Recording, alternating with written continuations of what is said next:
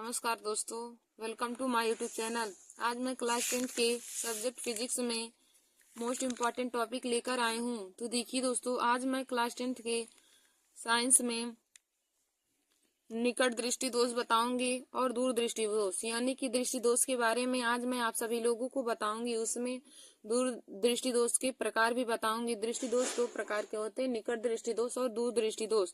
तो देखिए दोस्तों, निकट दृष्टि दोष और दूर दृष्टि दोष से संबंधित क्वेश्चन बोर्ड एग्जाम की परीक्षा में हर बार ही पूछे जाते हैं और मैं इसमें और टॉपिक को भी आज आप लोगों को बताऊंगी।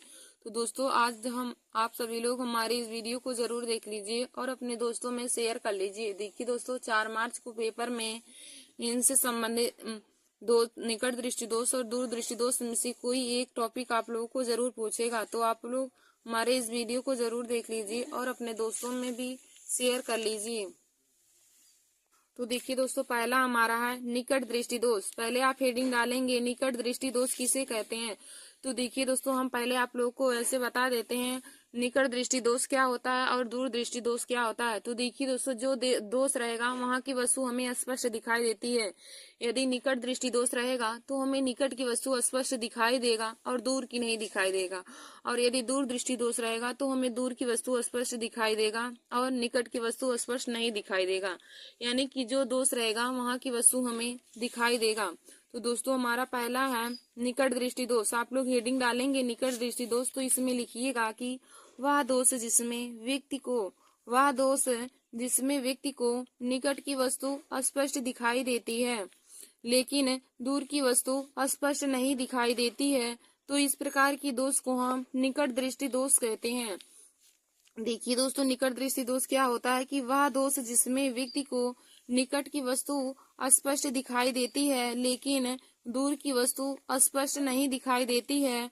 तो इस प्रकार के दोष को निकट दृष्टि दोष कहते हैं। अब देखिए दोस्तों, हमने आप लोग को बताया कि जो दोष रहेगा वहां की वस्तु हमें स्पष्ट दिखाई देगी। तो यहाँ पे हमने पहला लिया है निकट दृष्टि दोष। तो हमने बताया निकट दृष्टि दोष रहेगा तो हमें निकट की वस्तु दिखाई देगी और दूर की वस्तु नहीं दिखाई देगी। और जब दूर दृष्टि दोष रहेगा तो दूर की वस्तु दिखाई देगी और निकट की नहीं। यानी कि जो दोष रहेगा वहां की वस्तु हमें स्पष्ट दिखाई देती है। दोष में यही एक पहचान होता है, आप लोग इसे जरूर पहचान लीजिए कि जो दोष रहेगा वहां की वस्तु हमें स्पष्ट दिखाई देती है। जब निकट दृष्टि दोष रहेगा तो निकट की वस्तु स्पष्ट दिखाई देगा और दूर की वस्तु स्पष्ट नहीं दिखाई देगा। तो दोस्तों, निकट दृष्टि दोष का परिभाषा हो जाएगा कि वह दोष जिसमें व्यक्ति को निकट की वस्तु स्पष्ट दिखाई देती है लेकिन दूर की वस्तु स्पष्ट नहीं दिखाई देती है। तो इस प्रकार के दोष को निकट दृष्टि दोष कहते हैं।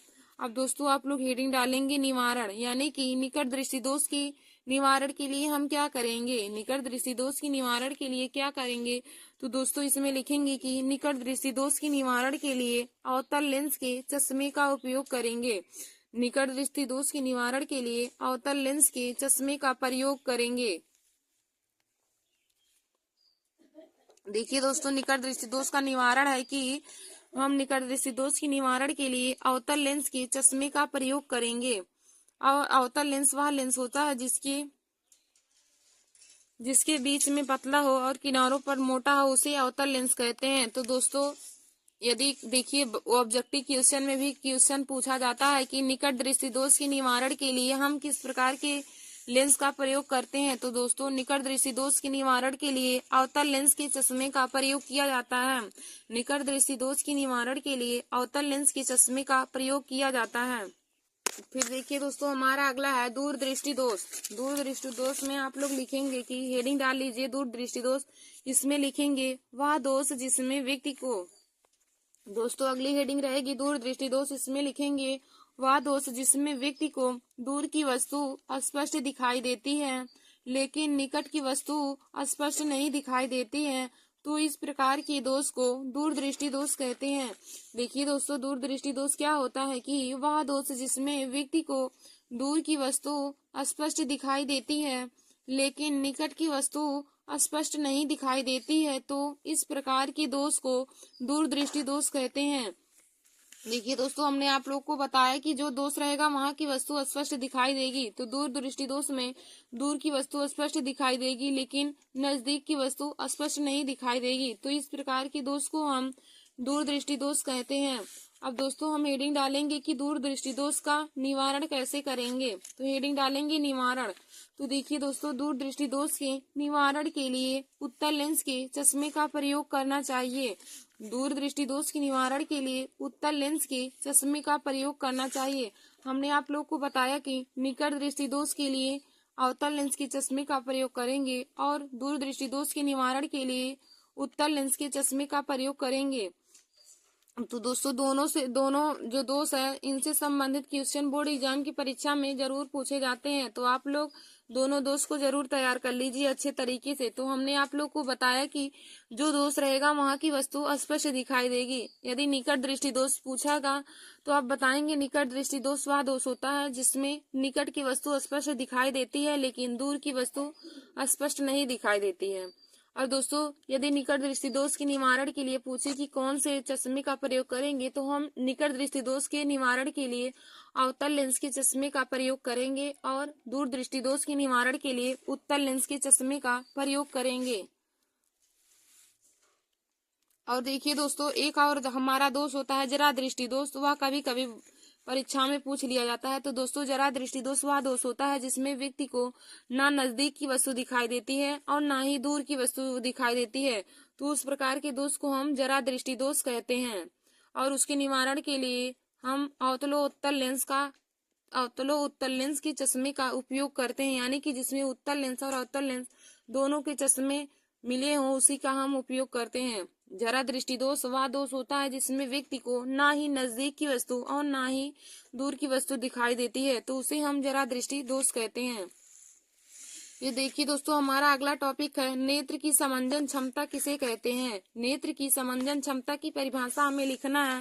तो दोस्तों, यह भी बोर्ड एग्जाम की परीक्षा से बहुत ही महत्वपूर्ण है, तो आप लोग इस पर भी इम्पोर्टेंट का लगा लीजिए। नेत्र की समंजन क्षमता, तो इसमें लिखेंगे नेत्र लेंस की फोकस दूरी को घटाने तथा बढ़ाने की क्षमता को नेत्र की समंजन क्षमता कहते हैं। देखिए दोस्तों, नेत्र की समंजन क्षमता का परिभाषा हो जाएगा कि नेत्र लेंस की फोकस दूरी को घटाने तथा बढ़ाने की क्षमता को नेत्र लेंस की समंजन क्षमता कहते हैं। नेत्र लेंस की फोकस दूरी को बढ़ाने तथा घटाने की क्षमता को नेत्र की समंजन क्षमता कहते हैं। फिर देखिए दोस्तों, अगला हमारा बहुत ही महत्वपूर्ण टॉपिक है किसी चालक तार का प्रतिरोध किन किन बातों पर निर्भर करता है। तो दोस्तों, इसको हम आप लोगों को कल बताएंगे। हम कुछ महत्वपूर्ण अभिक्रिया के बारे में आप लोगों को बता देते हैं। तो देखिए दोस्तों, पहला अभिक्रिया हमारा है प्रतिस्थापन अभिक्रिया। यहाँ आप हेडिंग डालेंगे प्रतिस्थापन अभिक्रिया। तो इसमें लिखेंगे इस अभिक्रिया में अधिक क्रियाशील धातु कम क्रियाशील धातु को प्रतिस्थापित कर देता है, प्रतिस्थापित या फिर विस्थापित कर देता है। तो इस प्रकार की अभिक्रिया को प्रतिस्थापन अभिक्रिया कहते हैं। देखिए दोस्तों, प्रतिस्थापन अभिक्रिया का डेफिनेशन क्या हो जाएगा कि इस प्रकार की अभिक्रिया में कम क्रियाशील धातु अधिक क्रियाशील धातु कम क्रियाशील धातु को प्रतिस्थापित कर देता है। तो इस प्रकार की अभिक्रिया को प्रतिस्थापन अभिक्रिया कहते हैं। तो देखिए दोस्तों, प्रतिस्थापन अभिक्रिया का उदाहरण हो जाएगा जैसे Fe+ में CuSO4 आयरन प्लस में कॉपर सल्फेट हो जाएगा। तो देखिए दोस्तों, कॉपर सल्फेट में से सल्फेट आयरन से क्रिया करके फेरस सल्फेट बना लेगा। तो Fe+ CSO4 की जब क्रिया होगी तो बन जाएगा FeSO4+ में Cu।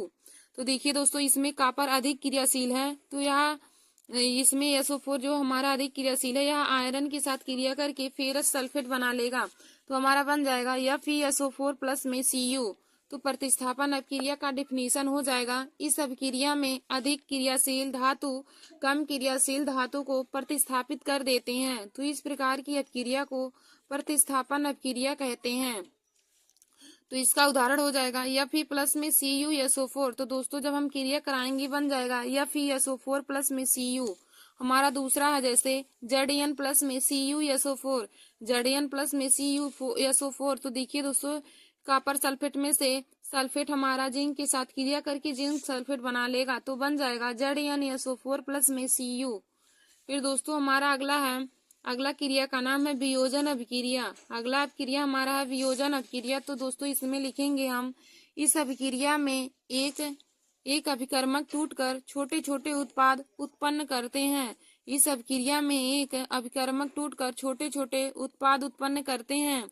तो इस प्रकार की अभिक्रिया को वियोजन अभिक्रिया कहते हैं। तो देखिए दोस्तों, वियोजन अभिक्रिया का हमारा उदाहरण हो जाएगा CaCO3।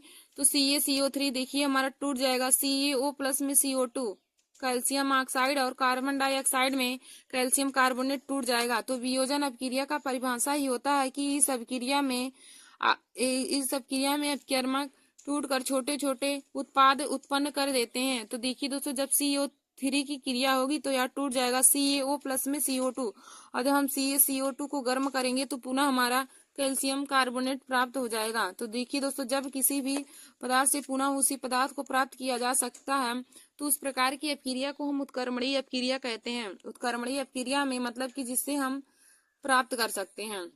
फिर देखिए दोस्तों, हमारा अगला क्वेश्चन है कि अवतल दर्पण के दो उपयोग लिखिए। अवतल दर्पण के दो उपयोग लिखिए। देखिए दोस्तों, अवतल दर्पण उत्तल दर्पण से संबंधित उपयोग भी हमारा बोर्ड एग्जाम की परीक्षा में पूछा जाता है। तो हम लिखेंगे नंबर 1, अवतल दर्पण के उपयोग में नंबर 1 लिखेंगे, टेबल लैंप के शेडो में किया जाता है।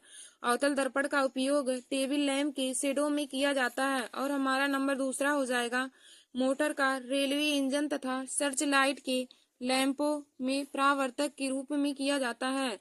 मोटर कार, रेलवे इंजन तथा सर्च लाइट के लैंपों में परावर्तक के रूप में अवतल दर्पण का उपयोग किया जाता है। देखिए दोस्तों, अवतल दर्पण का उपयोग क्या होगा, नंबर 1 हो जाएगा, टेबल लैंप की शेडो में अवतल दर्पण का उपयोग किया जाता है। टेबल लैंप की शेडो में अवतल दर्पण का उपयोग किया जाता है। नंबर दूसरा हमारा हो जाएगा, मोटर कार, रेलवे इंजन तथा सर्च लाइट के लैंपों में भी परावर्तक के रूप में अवतल दर्पण का उपयोग किया जाता है। फिर दोस्तों हमारा अगला क्वेश्चन है कि उत्तल दर्पण के दो उपयोग लिखिए।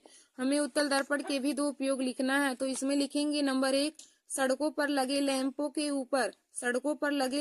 ऊपर उत्तल दर्पण का उपयोग किया जाता है। और नंबर दूसरा हमारा हो जाएगा, मोटर वाहनों में पीछे देखने के लिए उत्तल दर्पण का उपयोग किया जाता है। मोटर वाहनों में पीछे देखने के लिए उत्तल दर्पण का उपयोग किया जाता है। फिर देखिए दोस्तों, हमारा अगला क्वेश्चन है कि प्रकाशिक केंद्र की परिभाषा लिखिए। प्रकाशिक केंद्र की परिभाषा लिखिए। तो आप लोग हेडिंग डाल लीजिए प्रकाशिक केंद्र। तो इसमें लिखेंगे, लेंस के भीतर मुख्य अक्ष पर स्थित वह बिंदु, लेंस के भीतर मुख्य अक्ष पर स्थित वह बिंदु जिससे होकर चलने वाली या जिससे होकर जाने वाली प्रकाश की किरणें अपवर्तन के पश्चात बिना विचलित हुए सीधे निकल जाती हैं। देखिए दोस्तों, प्रकाशिक केंद्र की परिभाषा हो जाएगा कि लेंस के भीतर मुख्य अक्ष पर स्थित वह बिंदु, लेंस के भीतर मुख्य अक्ष पर स्थित वह बिंदु जिससे होकर जाने वाली प्रकाश की किरण अपवर्तन के बाद बिना विचलित हुए सीधे निकल जाती है, तो उसे हम प्रकाशिक केंद्र कहते हैं। देखिए दोस्तों, प्रकाशिक केंद्र का परिभाषा होता है कि लेंस के भीतर मुख्य अक्ष पर स्थित वह बिंदु जिससे होकर जाने वाली प्रकाश की किरणें अपवर्तन के बाद बिना विचलित हुए सीधे निकल जाती हैं, तो उसे हम प्रकाशिक केंद्र कहते हैं। फिर देखिए दोस्तों, अगला हमारा क्वेश्चन है जीव विज्ञान से संबंधित। तो इसमें क्या पूछा है, मृतोपजीवी और परपोषी पोषण में की परिभाषा लिखिए। मृतोपजीवी और परपोषी पोषण की परिभाषा लिखिए। तो दोस्तों आप पहले हेडिंग डालेंगे मृतोपजीवी। तो इसमें लिखेंगे, सड़े गले कार्बनिक पदार्थों से जीव द्वारा भोजन प्राप्त करना मृतोपजीवी पोषण कहलाता है। सड़े गले कार्बनिक पदार्थों से जीव द्वारा भोजन प्राप्त करना मृतोपजीवी पोषण कहलाता है। देखिए दोस्तों, मृतोपजीवी क्या होता है कि जिसमें सड़े गए कार्बनिक पदार्थों से जीव अपना भोजन प्राप्त करते हैं, तो उन्हें मृतोपजीवी पोषण कहते हैं। और फिर हम देखेंगे परपोषी पोषण। तो आप लोग हेडिंग डालेंगे परपोषी पोषण। तो देखिए दोस्तों, इसमें लिखेंगे, भोज्य पदार्थों के लिए प्रत्यक्ष रूप से वनस्पतियों पर निर्भर रहना परपोषी पोषण कहलाता है। भोज्य पदार्थों के लिए प्रत्यक्ष रूप से वनस्पतियों पर निर्भर रहना परपोषी पोषण कहलाता है। देखिए दोस्तों, मृतोपजीवी पोषण क्या होता है कि जिसमें सड़े गए कार्बनिक पदार्थों से जीव अपना भोजन प्राप्त करते हैं। जिसमें जिसमें जीव सड़े गए कार्बनिक पदार्थों से अपना भोजन प्राप्त करते हैं तो उसे मृतोपजीवी पोषण कहते हैं। और परपोषी पोषण क्या होता है? जिसमें जिसमें जीव भोज्य पदार्थों के लिए प्रत्यक्ष रूप से वनस्पतियों पर निर्भर रहते हैं। जिसमें जीव भोज्य पदार्थों के लिए प्रत्यक्ष रूप से वनस्पतियों पर निर्भर रहते हैं तो उसे परपोषी पोषण कहते हैं। फिर दोस्तों हमारा देखिए अगला क्वेश्चन है कि जाइलम तथा फ्लोएम की परिभाषित कीजिए। जाइलम तथा फ्लोएम की परिभाषा लिखिए या जाइलम तथा फ्लोएम को परिभाषित कीजिए। तो दोस्तों पहले आप हेडिंग डालेंगे जाइलम, तो इसमें लिखेंगे जाइलम जल में घुलित पदार्थों को पत्तियों तक पहुंचाता है। जाइलम जल में घुलित पदार्थों को पत्तियों तक पहुंचाता है। यह वाहिकाएं काष्ठ मृदुतक तथा काष्ठ रेशों से बना होता है। देखिए दोस्तों जाइलम का डिफिनीशन हो जाएगा कि जाइलम जल में घुलित पदार्थों को पत्तियों तक पहुंचाता है। जाइलम जल में घुलित पदार्थों को पत्तियों तक पहुंचाता है। यह वाहिकाएं और काष्ठ मृदुतक तथा काष्ठ रेशे से मिलकर बना होता है। फिर हमारा अगला हो जाएगा फ्लोएम। तो दोस्तों आप लोग हेडिंग डालिएगा फ्लोएम, इसमें लिखेंगे फ्लोएम पत्तियों से बना भोज्य पदार्थों का वितरण करता है। फ्लोएम पत्तियों से बना भोजन का वितरण करता है। यह चालनी नालिकाएं, फ्लोएम मृदुतक तथा फ्लोएम रेशे से बना होता है। देखिए दोस्तों जाइलम और फ्लोएम का कार्य क्या होता है? जाइलम का कार्य होता है कि वह पौधों के प्रत्येक भाग तक जल को पहुंचाता है। जाइलम जो होता है वह इसका कार्य होता है जल का स्थानांतरण करना या पौधे के हर भाग तक जल को पहुंचाता है। और फ्लोएम जो होता है यह पत्तियों से बने हुए खाद्य पदार्थों को पौधे के सभी भागों तक पहुंचाता है। तो देखिए दोस्तों जाइलम के परिभाषा हो जाएगा कि जाइलम जल में घुलित पदार्थों को पत्तियों तक पहुंचाता है। जाइलम जल में घुलित पदार्थों को पत्तियों तक पहुंचाता है। यह वाहिकाएं काष्ठ मृदुतक एवं काष्ठ रेशों से बना होता है। और दोस्तों फ्लोएम क्या हो जाएगा कि फ्लोएम पत्तियों से बना भोज्य पदार्थ का वितरण करता है। फ्लोएम पत्तियों से बना भोज्य पदार्थों का वितरण करता है। यह चालनी नालिकाएं फ्लोएम मृदुतक और फ्लोएम रेशों से बना होता है। फिर देखिए दोस्तों हमारा अगला क्वेश्चन है कि पोषण से आप क्या समझते हैं तथा इसके प्रकार भी बताइए। पोषण से आप क्या समझते हैं तथा इसके प्रकार बताइए। तो दोस्तों पहले आप लोग हेडिंग डाल लीजिएगा पोषण। पहले हम आप लोग को पोषण बता देते हैं, पोषण की परिभाषा, फिर उसके बाद हम आप लोग को पोषण के प्रकार भी बताएंगे। तो हेडिंग आप लोग डाल लीजिए पोषण। तो इसमें लिखेंगे भोज्य पदार्थों को ग्रहण करके उन्हें शरीर की सभी कोशिकाओं तक पहुंचाने की क्रिया को पोषण कहते हैं। भोज्य पदार्थों को ग्रहण करके उन्हें शरीर की सभी क्रियाओं तक या शरीर की सभी कोशिकाओं तक पहुंचाने की क्रिया को पोषण कहते हैं। देखिए दोस्तों पोषण का डिफिनीशन क्या हो जाएगा कि भोज्य पदार्थों को ग्रहण करके उन्हें शरीर की सभी कोशिकाओं तक पहुंचाने की क्रिया ही पोषण कहलाता है। फिर देखिए दोस्तों आगे हमारा हो जाएगा पोषण दो प्रकार के होते हैं। नंबर 1 स्वपोषी पोषण, नंबर 2 परपोषी पोषण। तो दोस्तों पहला आप हेडिंग डालेंगे स्वपोषी पोषण। तो स्वपोषी पोषण में आप लोग लिखेंगे हरे पौधे प्रकाश संश्लेषण की क्रिया द्वारा कार्बन डाइऑक्साइड CO2 का मतलब हो जाएगा कार्बन डाइऑक्साइड तथा जल से अपना भोजन प्रकाश तथा पर्णहरिम की उपस्थिति में स्वयं बना लेते हैं। तो इस प्रकार के पोषण को स्वपोषी पोषण कहते हैं। देखिए दोस्तों स्वपोषी पोषण वह होते हैं जिसमें हरे पौधे प्रकाश संश्लेषण की क्रिया द्वारा कार्बन डाइऑक्साइड तथा जल से अपना भोजन प्रकाश तथा पर्णहरिम की उपस्थिति में स्वयं बना लेते हैं। तो इस प्रकार के पोषण को स्वपोषी पोषण कहते हैं।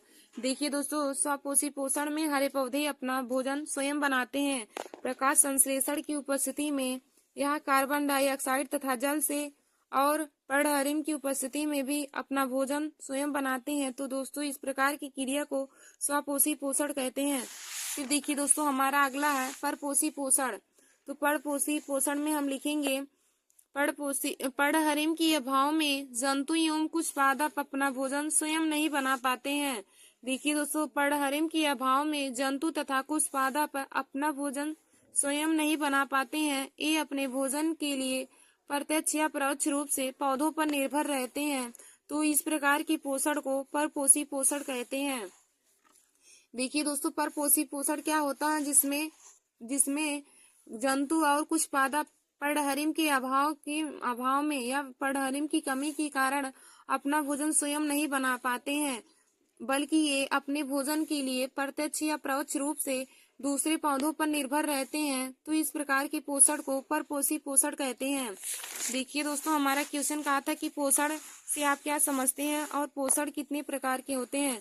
तो हमने आप लोग को पोषण की डिफिनीशन बताया। तो पोषण का डिफिनीशन हो जाएगा कि भोज्य पदार्थों को ग्रहण करके उन्हें शरीर की सभी कोशिकाओं तक पहुंचाने की क्रिया को ही पोषण कहते हैं। और पोषण दो प्रकार के होते हैं। नंबर 1 स्वपोषी पोषण, नंबर 2 परपोषी पोषण। तो देखिए दोस्तों, स्वपोषी पोषण में हरे पौधे अपना भोजन स्वयं बनाते हैं। स्वयं अपना भोजन प्रकाश संश्लेषण की उपस्थिति में तथा पर्णहरिम की उपस्थिति में कार्बन डाइऑक्साइड तथा जल की क्रिया के द्वारा हरे पौधे प्रकाश संश्लेषण तथा पर्णहरिम की उपस्थिति में अपना भोजन स्वयं बना लेते हैं। तो हम इस प्रकार के पोषण को स्वपोषी पोषण कहेंगे।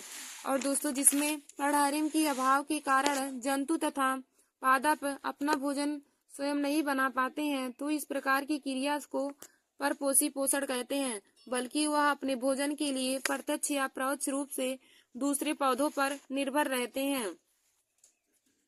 फिर देखिए दोस्तों, हमारा अगला क्वेश्चन है कि क्या होता है जब किशमिश को जल में डालते हैं तथा अंगूर को चीनी के गाढ़े घोल में डालते हैं। क्या होता है जब किशमिश को जल में डालते हैं तथा अंगूर को चीनी के गाढ़े घोल में डालते हैं। तो देखिए दोस्तों, जब किशमिश को जल में डालने पर अंतःप्राशरण के कारण किशमिश फूल जाता है। किशमिश को जल में जब हम डालते हैं तो अंतःप्राशरण के कारण किशमिश फूल जाता है, तथा जब अंगूर को चीनी के गाढ़े घोल या नमक के घोल में रखने पर बाह्य प्राशरण के कारण अंगूर पिचक जाता है। देखिए दोस्तों, जब हम किशमिश को जल में डालते हैं तो अंतःप्राशरण के कारण किशमिश फूल जाता है, और जब अंगूर को चीनी के गाढ़े घोल या नमक के घोल में रखते हैं तो बाह्य प्राशरण के कारण अंगूर पिचक जाता है। फिर हमारा अगला क्वेश्चन है कि संतुलित आहार पर टिप्पणी लिखिए। संतुलित आहार पर टिप्पणी लिखिए। तो दोस्तों, हेडिंग डालेंगे संतुलित आहार। इसमें लिखेंगे जिस भोजन से शरीर की विभिन्न जैविक क्रियाओं के लिए आवश्यक पोषक तत्व उचित मात्रा में उपलब्ध होते हैं। या फिर हम कह सकते हैं कि जिस भोजन में शरीर की जैविक क्रियाओं के लिए सभी पोषक तत्व उपस्थित हों, तो इस प्रकार के आहार को संतुलित आहार कहते हैं। देखिए दोस्तों, संतुलित आहार से जैविक क्रियाओं के लिए आवश्यक ऊर्जा, प्रोटीन, खनिज तथा विटामिन मिले होते हैं। धन्यवाद दोस्तों।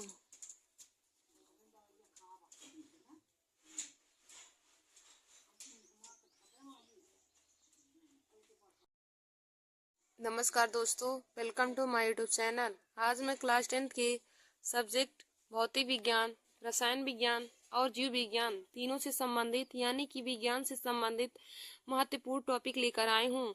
तो दोस्तों देखिए, आज मैंने आप सभी लोगों के लिए लघु उत्तरीय प्रश्न लेकर आया हूँ। आज हम आप लोगों को लघु उत्तरीय प्रश्न के बारे में बताएंगे जो बोर्ड एग्जाम की परीक्षा के लिए बहुत ही महत्वपूर्ण है।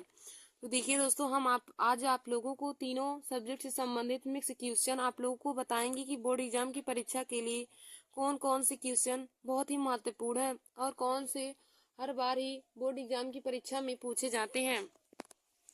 तो देखिए दोस्तों, हमारा पहला क्वेश्चन है फिजिक्स का है। अवतल दर्पण के लिए यू वी तथा एफ में संबंध का फार्मूला बताइए। अवतल दर्पण के लिए यू वी तथा एफ में संबंध क्या है, उसका फार्मूला क्या होगा, उसी को बताना है। तो देखिए दोस्तों, अवतल दर्पण के लिए यू वी तथा एफ में संबंध का फार्मूला होता है 1/f equal to 1/v plus में 1/u। 1/f इक्वल टू होता है 1/v प्लस में 1/u। देखिए दोस्तों, जहाँ पर u वस्तु की दूरी, v प्रतिबिंब की दूरी और f फोकस दूरी होता है। देखिए दोस्तों, अवतल दर्पण के लिए u v तथा f में संबंध का फार्मूला क्या होता है कि 1/f इक्वल टू हमारा हो जाएगा 1/v प्लस में 1/u, जहाँ पर u वस्तु की दूरी, v प्रतिबिंब की दूरी और f फोकस दूरी होता है। तो हमने आप लोगों को अवतल दर्पण के लिए यू वी तथा एफ में संबंध बताया। तो देखिए दोस्तों, अवतल दर्पण के लिए यू वी तथा एफ में संबंध का फार्मूला हो जाएगा 1/f equal to 1/v plus में 1/u, जहां पर u वस्तु की दूरी है, v प्रतिबिंब की दूरी है और यह फोकस दूरी है। देखिए दोस्तों, यदि यदि यही लेंस के लिए हमें फार्मूला पूछता, यदि लेंस के लिए यू वी तथा एफ में फार्मूला पूछता, तो लेंस के लिए फार्मूला होता है 1/f equal to 1/v minus में 1/u। लेंस के लिए केवल यहाँ पे माइनस हो जाता है, 1/f equal to 1/v minus में 1/u हो जाएगा। और वहां पर भी यही संकेतों का अर्थ होगा, u वहां पर भी वस्तु की दूरी होगी, v प्रतिबिंब की दूरी और यह फोकस दूरी होगा। तो दोस्तों, अवतल दर्पण के लिए यू वी तथा एफ में संबंध का फार्मूला हो जाएगा 1/f equal to 1/v plus में 1/u। और देखिए दोस्तों, अवतल दर्पण में सभी चीजों का मान माइनस में रखा जाता है और उत्तल दर्पण में केवल हम प्रतिबिंब वस्तु की दूरी यानी कि u का मान केवल माइनस में रखते हैं और हम सभी का मान प्लस में रखते हैं। जब हम न्यूमेरिकल सॉल्व करते हैं तो दोस्तों, यदि अवतल दर्पण क्वेश्चन में बोला रहेगा तो अवतल दर्पण के लिए हम सबका मान माइनस में रखेंगे, और यदि उत्तल दर्पण कहे रहेगा तो हम केवल u का मान माइनस में रखेंगे और सबका मान हम प्लस सुधा ही रखेंगे।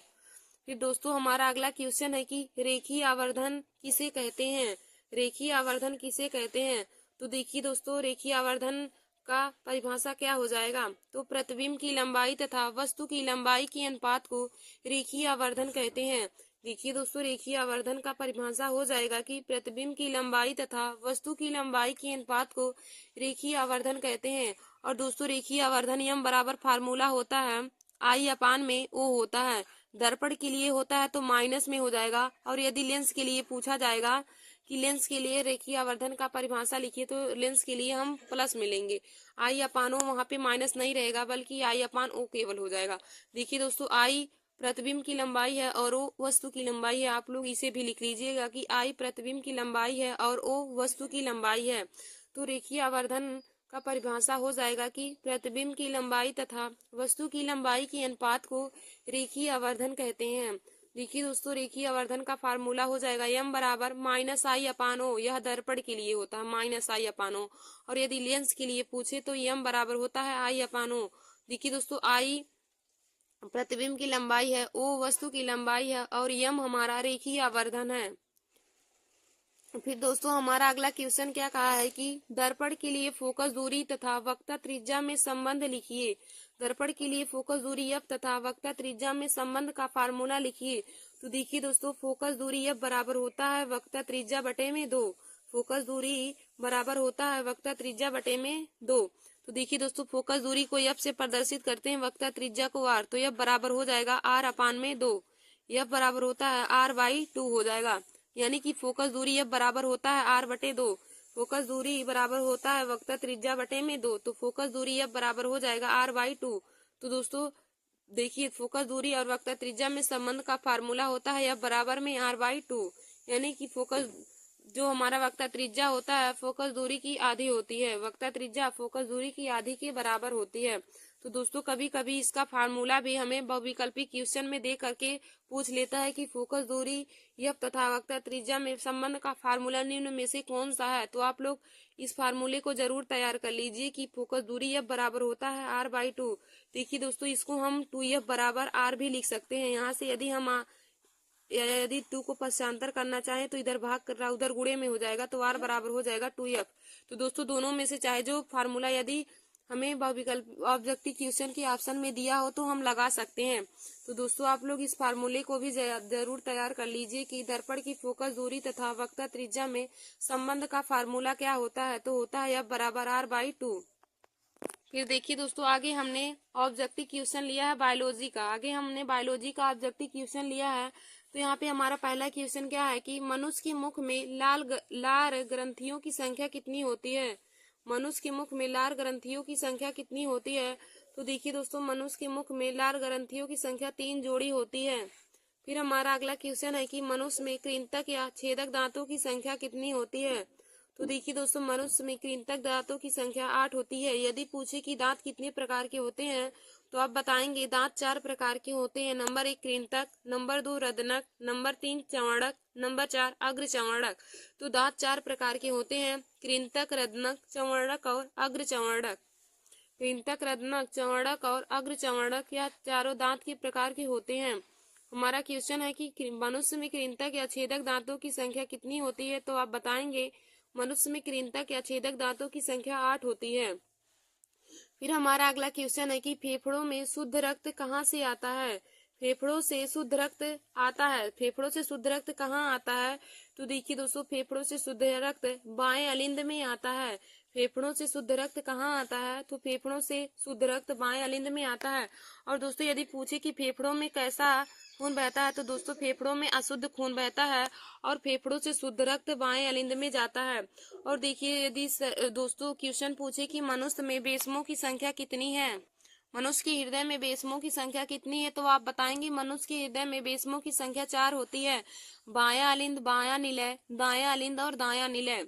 यह हमारे मनुष्य के शरीर में 4 प्रकार के बेसम होते हैं। यदि पूछे कि मनुष्य में बेसमों की संख्या कितनी होती है, तो आप बताएंगे मनुष्य में बेसमों की संख्या 4 होती है। बायां अलिंद, बायां निलय, दायां अलिंद और दायां निलय। फिर हमारा अगला क्वेश्चन है कि यकृत परिवर्तित करता है। यकृत परिवर्तित करता है। तो देखिए दोस्तों, यकृत अमोनिया को यूरिया में परिवर्तित करता है। यकृत परिवर्तित करता है तो यकृत अमोनिया को यूरिया में परिवर्तित करता है। फिर हमारा अगला क्वेश्चन है कि देखिए दोस्तों, यदि हमसे पूछे कि प्रयोगशाला में किस यौगिक का पहले प्रयोग किया गया था, तो आप बताएंगे यूरिया का। और दोस्तों यूरिया का यदि फार्मूला पूछे तो आप बताएंगे NH2CO NH2। यूरिया का फार्मूला होता है NH2CO NH2। यह हमारा यूरिया का फार्मूला होता है NH2CO NH2। फिर हमारा अगला क्वेश्चन है कि हीमोग्लोबिन महत्वपूर्ण भूमिका निभाता है। हीमोग्लोबिन महत्वपूर्ण भूमिका निभाता है। तो देखिए दोस्तों, हीमोग्लोबिन महत्वपूर्ण भूमिका श्वसन में निभाता है। हीमोग्लोबिन महत्वपूर्ण भूमिका श्वसन में निभाता है। और देखिए दोस्तों, यदि पूछे कि मनुष्य के लाल रक्त का कारण क्या होता है? मनुष्य का लाल रक्त क्यों होता है? मनुष्य के खून का रंग लाल क्यों होता है? तो दोस्तों आप बताएंगे हीम के कारण। हीम के कारण मनुष्य का रक्त लाल रंग का होता है। फिर हमारा अगला क्वेश्चन है कि मनुष्य में प्रमुख उत्सर्जी अंग कौन है?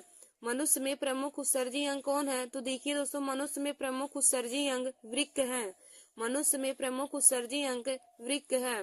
फिर हमारा अगला क्वेश्चन है कि आहार नाल के पेशी संकुचन को क्या कहते हैं? आहार नाल के पेशी संकुचन को क्या कहते हैं? तो देखिए दोस्तों, आहार नाल के पेशी संकुचन को क्रमाकुंचन कहते हैं। फिर हमारा अगला क्वेश्चन है कि विटामिन सी का अच्छा स्रोत क्या है? तो देखिए दोस्तों, विटामिन सी का सबसे अच्छा स्रोत आंवला होता है, लेकिन यहाँ पे विकल्प के अनुसार संतरा लग जाएगा, क्योंकि हमने केवल विकल्प ही लिया जो सही होता है। और दोस्तों यदि विटामिन सी का रासायनिक नाम पूछे तो विटामिन सी का रासायनिक नाम स्कारबिक अम्ल होता है। और विटामिन सी का सबसे अच्छा स्रोत, सबसे ज्यादा विटामिन सी आंवला में पाया जाता है। और दोस्तों यदि पूछे कि विटामिन ए की कमी से कौन सा रोग होता है, तो आप बताएंगे विटामिन ए की कमी से रतौंधी रोग होता है। और विटामिन बी की कमी से, तो दोस्तों विटामिन बी की कमी से बेरी बेरी रोग होता है। और विटामिन ए की कमी से रतौंधी नामक रोग होता है। फिर हमारा अगला क्वेश्चन है कि पौधों में पत्तियों में बने हुए खाद्य पदार्थों का हस्तांतरण होता है। हमारा अगला क्वेश्चन है कि पौधों से पत्तियों में बने हुए खाद्य पदार्थों का हस्तांतरण कहाँ होता है? तो देखिए दोस्तों, पौधों से पत्तियों में बने हुए खाद्य पदार्थों का हस्तांतरण फ्लोएम द्वारा होता है। देखिए दोस्तों, जल का हस्तांतरण जाइलम द्वारा होता है और खाद्य पदार्थों का हस्तांतरण फ्लोएम द्वारा होता है। तो यदि पूछे कि जल का हस्तांतरण कैसे होता है, तो आप लोग बताएंगे जाइलम के द्वारा जल का हस्तांतरण होता है। और पूछे कि खाद्य पदार्थों का हस्तांतरण कैसे होता है, तो आप बताएंगे फ्लोएम के द्वारा खाद्य पदार्थों का हस्तांतरण होता है। ये दोस्तों अगला हमारा है, हमने केमिस्ट्री से संबंधित क्वेश्चन भी लिया है। तो हमारा क्वेश्चन क्या पूछा है कि कैल्शियम एसीटेट को गर्म किया जाता है तो क्या प्राप्त होता है? क्या होता है जब हम कैल्शियम एसीटेट को गर्म करते हैं? तो देखिए दोस्तों, जब कैल्शियम एसीटेट को गर्म करते हैं तो एसीटोन बनता है। जब कैल्शियम एसीटेट को गर्म करेंगे तो एसीटोन बनेगा। एसीटोन का फार्मूला होता है CH3 COCH3।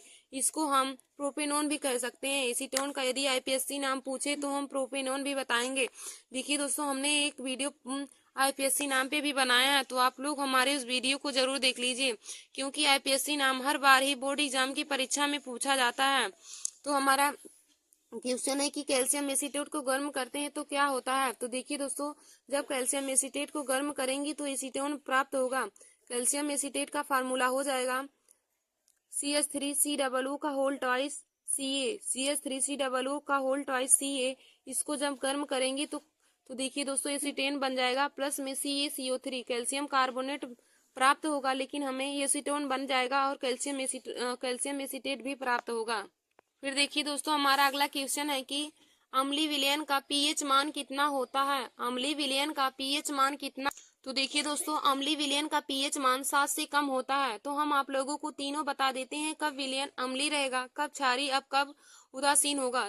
देखिए दोस्तों, जब किसी विलयन का पीएच मान 7 होगा, जब किसी विलयन का पीएच मान 7 होगा तो वह विलयन उदासीन होगा, और जब किसी विलयन का पीएच मान 7 से कम होगा तो वह विलयन की प्रकृति अम्लीय होगी, और जब किसी विलयन का पीएच मान 7 से अधिक होगा तो विलयन की प्रकृति क्षारीय होगी। जब विलयन का पीएच मान 7 से अधिक होगा तो विलयन की प्रकृति क्षारीय होगी, और जब विलयन का पीएच मान 7 से कम होगा तो विलयन की प्रकृति अम्लीय होगी, और जब विलयन का पीएच मान 7 होगा तो आप विलयन की प्रकृति उदासीन होगी।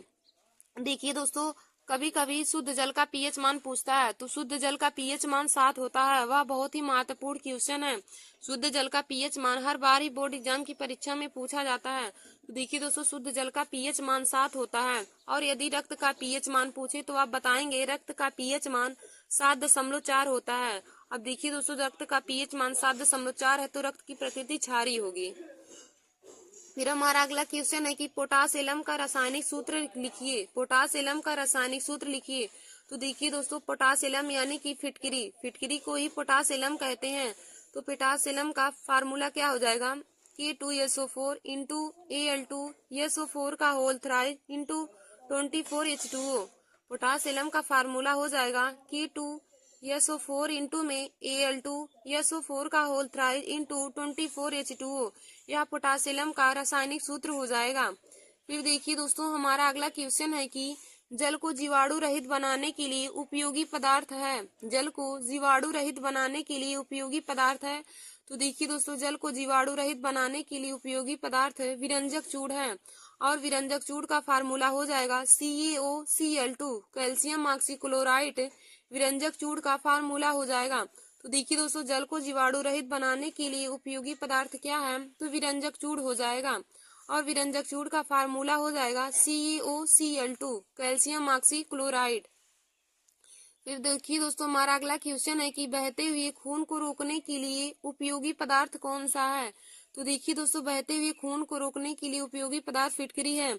यदि आपका कहीं खून बह रहा है तो आप उस पर फिटकरी लगा देंगे तो वह बहते हुए खून को रोक देता है। तो बहते हुए खून को रोकने के लिए हम फिटकरी का उपयोग करते हैं।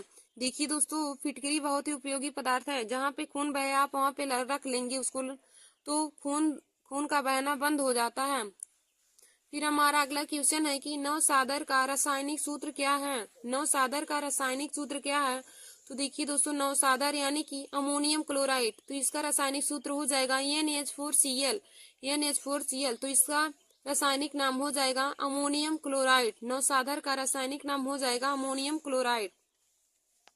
फिर हमारा अगला क्वेश्चन है कि दही का जमना किस प्रकार का परिवर्तन है। दही का जमना किस प्रकार का परिवर्तन है। तो देखिए दोस्तों, दही का जमना रासायनिक परिवर्तन है। दही का जमना किस प्रकार का परिवर्तन है। तो देखिए दोस्तों, दही का जमना रासायनिक परिवर्तन है।